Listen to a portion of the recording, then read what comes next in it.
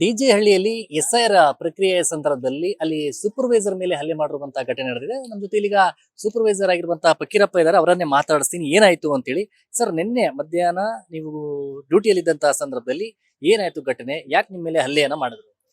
Sir, ನಾನು ಆಗ್ಲೇ ಹೇಳ್ದಂಗೆ ಒಬ್ಬ ಈ ಡಿಜೆ ಹಳ್ಳಿಯಿಂದ ಜಯನಗರಕ್ಕೆ ಶಿಫ್ಟ್ ಆಗಿರೋ ಪರ್ಸನ್ ಬಂದು ನಮ್ಗೆ ಫಾರ್ಮ್ ಕೊಡಿ ಅಂತ ಕೇಳಿದಾಗ ನಾವು ಶಿಫ್ಟೆಡ್ ಇರೋದ್ರಿಂದ ಶಿಫ್ಟೆಡ್ ಅಂತ ಮಾರ್ಕ್ ಮಾಡಿದ್ವಿ ಆಲ್ರೆಡಿ. ಸೊ ಇಲ್ಲ ನನ್ ಕೊಡ್ಲೇಬೇಕು ಅಂತ ಗಲಾಟೆ ಶುರು ಮಾಡಿದಾಗ ನಾವು ಇಲ್ಲ ಮೇಲಾಧಿಕಾರಿಗಳಂದು ಡಿಸ್ಕಸ್ ಮಾಡಿ ಏನಾದ್ರು ಅವಕಾಶ ಇದ್ರೆ ನಾವು ರಿವೆರಿಫೈ ಮಾಡಿ ನಿಮ್ಗೆ ಡಿಸ್ಟ್ರಿಬ್ಯೂಟ್ ಮಾಡ್ತೀವಿ, ನಾಳೆ ಬನ್ನಿ ಅಂದ್ರೆ ಅವನು ಕೇಳ್ದಾನೆ ಗಲಾಟೆ ಮಾಡಿ ಅಲ್ಲಿಂದ ಹೋಗಿ ಒಂದ್ 4 ಜನನ ಹೊರಗಡೆಯಿಂದ ಕರ್ಕೊಂಡು ಬಂದು ಇದ್ದಕ್ಕಿದ್ದಂಗೆ ನಮ್ಮ ಮೇಲೆ ಅಟ್ಯಾಕ್ ಮಾಡಿ ಹಲ್ಲೆ ಮಾಡಿರ್ತಾರೆ. ಸರ್, ಅಂದ್ರೆ ನಿಮ್ಮ ಜೊತೆಯಲ್ಲಿ ಆ ಟೈಮಲ್ಲಿ ಯಾರು ಡ್ಯೂಟಿಯಲ್ಲಿ ಇದ್ರು, ಮತ್ತೆ ಯಾವ ವ್ಯಕ್ತಿ ಬಂದು ನಿಮ್ಮ ಮೇಲೆ ನಿಮ್ ಫಾರಂ ಕೇಳಿದ್ದು ಅಂತದ್ದಾಗಿರ್ಬೋದು, ಅವ್ರು ಎಲ್ಲಿಗೆ ಶಿಫ್ಟ್ ಆಗಿದ್ರು?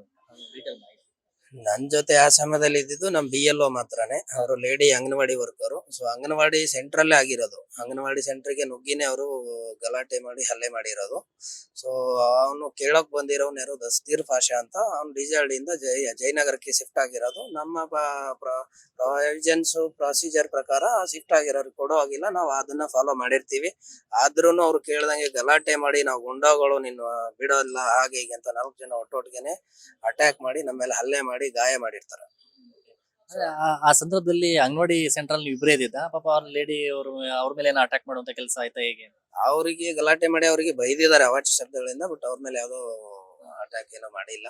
ಬಟ್ ಇದಕ್ಕಿದ್ದಂಗೆ 4 ಜನನು ನನ್ ಮೇಲೆ ಎರಗಿ 4 ಜನ ಒಟ್ಟೊಟ್ಟಿಗೆನೆ ನನ್ ಮೇಲೆ ಹಲ್ಲೆ ಮಾಡಿದ್ದಾರೆ. ನಂಗೆ ಗಾಯನೂ ಆಗಿದೆ. ನಾನು ಹೇಳ್ದಂಗೆ ಸ್ಟಿಚ್ ಹಾಕಿದೀವಿ 2-3. ಸೊ ಈಗ ಪರವಾಗಿಲ್ಲ, ಮಖಕ್ಕೆಲ್ಲ ಏಟ್ ಆಗಿ ತುಂಬಾ ನೋವಿದೆ, ಬಾಯಿ ಓಪನ್ ಮಾಡಕ್ಕೂ ಆಗ್ತಿಲ್ಲ ನನ್ಗೆ. ಸೊ ತಲೆಗೂ ಏಟ್ ಆಗಿದೆ, ಬೆನ್ನಿಗೂ ಕಬ್ಬಿಣ ಚೇರಿಂದ ಹೊಡೆದಿದ್ದಾರೆ.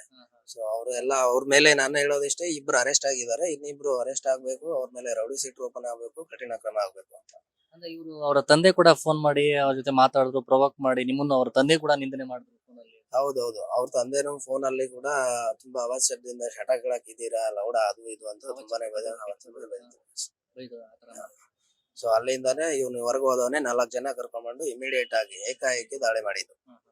ಅಂಗನವಾಡಿ ಸೆಂಟರ್ ಅಲ್ಲೇ ನುಗ್ಗಿಬಿಟ್ಟು ಆ ಲೇಡಿ ರಿಕ್ವೆಸ್ಟ್ ಮಾಡಿದ್ರು, ಈ ಅಂಗನವಾಡಿ ಸೆಂಟರ್ ಇರೋದ್ರಿಂದ ಲೇಡೀಸ್ ಇದೀವಿ, ಯಾರು ಬರೋ ಆಗಿಲ್ಲ ಅಂದ್ರೂ ಅದ್ ಯಾವ್ದು ಕೇರ್ ಮಾಡದಾನೆ ನಾವು ರೌಡಿಗಳಿದ್ದಂಗೆ ಏರಿಯಾದಲ್ಲಿ ಕೇಳಿ ನೋಡಿಬೇಕಾದ್ರೆ ನಮ್ಮ ಬಗ್ಗೆ ಅಂತ ಅವ್ನು ಯಾರೋ ಇಕ್ಬಾಲ್ ಅಂತ, ಅವ್ನು ಆಲ್ರೆಡಿ 307 ಕೇಸಲ್ಲಿ ಜೈಲಿಗೆ ಹೋಗಿ ಈಗ ಹೊರಗೆ ಬಂದಿರೋದಂತೆ. ಅಲ್ಲಿ ಅವರು ಹೇಳೋ ಪ್ರಕಾರ ಅವ್ನು ತುಂಬಾನೇ ಇದ್ ಮಾಡಿ ಅವ್ನು ಶುರು ಮಾಡಿದ್ದು, ಎಲ್ಲಾರು ನಮ್ಮ ಮೇಲೆ ಹಲ್ಲೆ ಮಾಡಿ ಹೊಡೆದಿರು. ಸರ್, ಇನ್ನೊಂದು ಈಗ ಮಾತು ಕೇಳಿ ಬರ್ತಾ ಇರುವಂತದ್ದು, ನೀವು ಡ್ಯೂಟಿಲಿ ಇದ್ದ ಸಂದರ್ಭದಲ್ಲಿ ಅಕ್ರಮ ಬಾಂಗ್ಲಾ ಒಂದು ವಿಚಾರಕ್ಕೆ ಸಂಬಂಧಪಟ್ಟಂತೆ ಅಲ್ಲಿ ಪ್ರಸ್ತಾವನೆ ಆಗುತ್ತೆ, ಅದು ನೀವು ರಿಜೆಕ್ಟ್ ಮಾಡ್ತೀರಿ ಅಥವಾ ಬೇರೆ ಏನಾದ್ರು ಪ್ರಸ್ತಾವನೆ ಬರುತ್ತೇನೋ ಮಾತುಗಳು ಕೇಳಿ ಬರ್ತಾ ಇದೆ.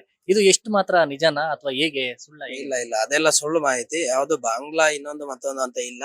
ಅವ್ನ್ ರೆಗ್ಯುಲರ್ ರೆಸಿಡೆಂಟ್ ಅಂತಾನೆ ಬಂದಿರೋದು. ನಾವು ವೆರಿಫೈ ಮಾಡಿದಾಗ ಅದು ಶಿಫ್ಟೆಡ್ ಅಂತ ಗೊತ್ತಾಗಿರೋದ್ರಿಂದ ಅದು ನಾವು ಕೊಡೋಕ ಪ್ರಾವಿಷನ್ ಇಲ್ಲ. ಅದು ಬೇಕಾದ್ರೆ ವೆರಿಫೈ ಮಾಡ್ತೀವಿ ಮೇಲಾಧಿಕಾರಿಗಳನ್ನ ಡಿಸ್ಕಸ್ ಮಾಡಿ ಅಂತ ಹೇಳಿದಾಗೂ ಕೂಡ ಅದು ಕೇಳ್ದೇನೆ ಅವ್ರು ಗಲಾಟೆ ಮಾಡಿ ನಮ್ಮ ಮೇಲೆ ಹಲ್ಲೆ ಶುರು ಮಾಡ್ಕೊಂಡಿರೋ. ಸರ್, ಈಗ SIR ಪ್ರಕ್ರಿಯೆ ವೇಳೆಯಲ್ಲಿ ಸಾಕಷ್ಟು ಸಮಸ್ಯೆಗಳಾಗ್ತಾ ಇದೆ. ಒತ್ತಡದಲ್ಲಿ ನೀವು ಕೂಡ ಕೆಲಸ ಮಾಡಬೇಕಾಗುತ್ತೆ, ಬೇಗ ಟಾರ್ಗೆಟ್ ಏನಿದೆ ಮುಗಿಸಬೇಕು ಈ ಒಂದು ವ್ಯಾಪ್ತಿಯಲ್ಲಿ, ಪುಲಕೇಶಿ ನಗರದಲ್ಲಿ ಅಂತ. ಅದೇ ಎಲ್ಲೋ ಒಂದ್ ಕಡೆ ಸರ್ಕಾರಿ ಅಧಿಕಾರಿಗಳು ಪಾಪ ಹಗಲು ರಾತ್ರಿ ಅವರು ಡೇ ಟೈಮ್ ಅಲ್ಲಿ ಕೆಲಸ ಮಾಡ್ತಾರೆ, ಅಂದ್ರೆ ಅವ್ರ ಮೇಲೆ ಈ ತರ ಹಲ್ಲೆ ಮಾಡುವಂತದ್ದು ಆದ ಸಂದರ್ಭದಲ್ಲಿ ಒಂದ್ ಸ್ವಲ್ಪ ಜೀವ ಭಯ ಇರುತ್ತೆ. ಆ ನಿಟ್ಟಿನಲ್ಲಿ ಬಂದವ ಹೇಗೆ? ಅದು ತುಂಬಾ ನೋವಿನ ಸಂಗತಿ. ಆಕ್ಚುಲಿ ಎಲ್ಲರೂ ಹೇಳ್ತಾರೆ ಇದು ಸೂಕ್ಷ್ಮ ಪ್ರದೇಶ, ಡಿಜೆ ಆಡಳಿತ ಅಂದ ತಕ್ಷಣನೇ ಈ ತರ ಜನಗಳು ತುಂಬಾ ವರ್ಸ್ಟ್ ಅನ್ನೋ ತರ ನಮಗೂ ಮಾಹಿತಿ ಇತ್ತು ಮುಂಚೆಯಿಂದನೂ. ಹಂಗಾಗಿ ನಾವು ಎಷ್ಟು ಸಾಧ್ಯನೋ ಅಷ್ಟು ಸೂಕ್ಷ್ಮವಾಗಿ ಯಾರೇ ಬಂದ್ರು ಕೂಡ ಅವ್ರಿಗೆ ತಿಳಿ ಹೇಳಿ ಏನ್ ಪ್ರೊಸೀಜರ್ ಬಗ್ಗೆ ಎಕ್ಸ್ಪ್ಲೇನ್ ಮಾಡಿ ತುಂಬಾನೇ ಸಾಲ್ವ್ ಮಾಡಿದೀವಿ ಸಮಸ್ಯೆ.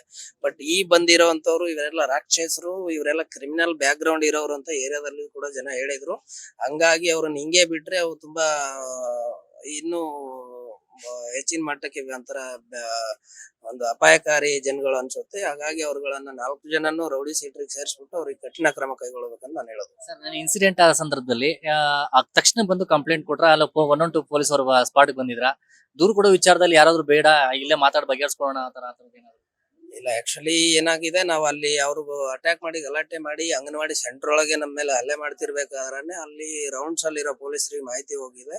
ಸೊ ಅವ್ರು ಇಮಿಡಿಯೇಟ್ ಆಗಿ ಬಂದ್ರು. ಬಂದ ತಕ್ಷಣನೇ ಸ್ಟಾಪ್ ಆಯ್ತು. ಆದ್ರೂ ಅವರೆಲ್ಲ ತುಂಬಾ ಬೈಕ್ ಅವಾಜ್ ಶಬ್ದಗಳನ್ನ ಮಾಡ್ಕೊಂಡು ಹೋದ್ರು. ಸ್ಪಾಟ್ ಅಲ್ಲೇ ಇಬ್ರನ್ನ ಪೊಲೀಸರು ಅರೆಸ್ಟ್ ಮಾಡಿದ್ರು. ಇದಿಷ್ಟು ಹಲ್ಲೆಗೊಳಗಾದಂತ ಅಧಿಕಾರಿ ಫಕೀರಪ್ಪ ಅವರ ಮಾತು. ಗಂಗಾಧರ್ ಭಕ್ತ, News 18 ಕನ್ನಡ, ಬೆಂಗಳೂರು.